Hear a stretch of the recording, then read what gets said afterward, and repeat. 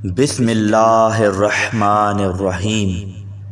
اللہ کے بابرکت نام سے شروع جو بڑا مہربان اور نہایت رحم والا ہے۔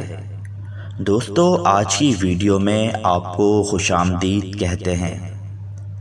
آج کی ہماری ویڈیو کا موضوع ہے قارون کا انجام۔ قارون حضرت موسیٰ علیہ السلام کے چچا یسر کا بیٹا تھا۔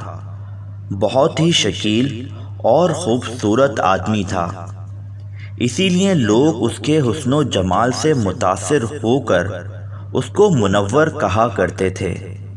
اسی کے ساتھ ساتھ اس میں یہ کمال بھی تھا کہ وہ بنی اسرائیل میں تورات کا بہت بڑا عالم اور بہت ہی ملنسار اور با اخلاق انسان تھا، اور لوگ اس کا بہت ہی ادب احترام کرتے تھے۔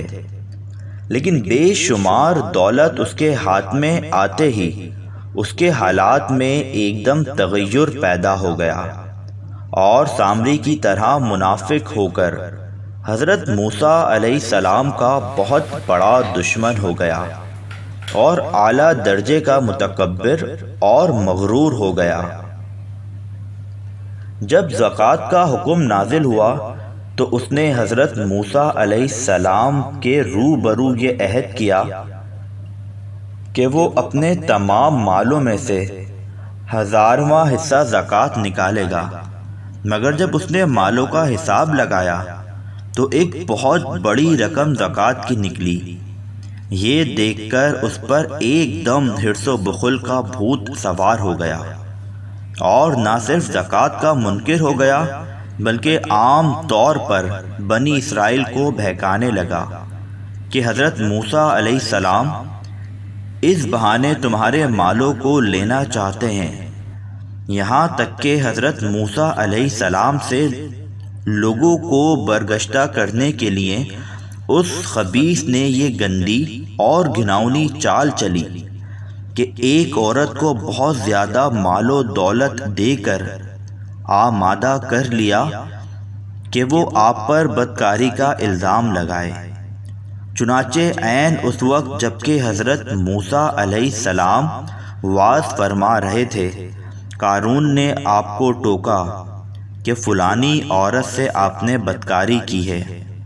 حضرت موسیٰ علیہ السلام نے فرمایا کہ اس عورت کو میرے سامنے لاؤ۔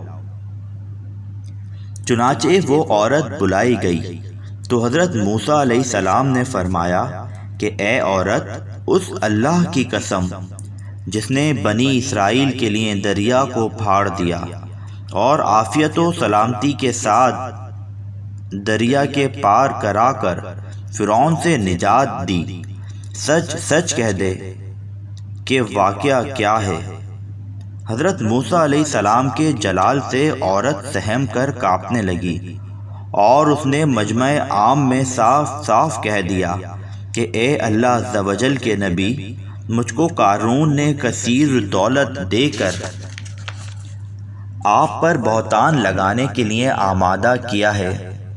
اس وقت حضرت موسیٰ علیہ السلام آپ دیدہ ہو کر سجدہ شکر میں گر پڑے، اور بحالت سجدہ آپ نے یہ دعا مانگی کہ یا اللہ، قارون پر اپنا قہر و غضب نازل فرما دے۔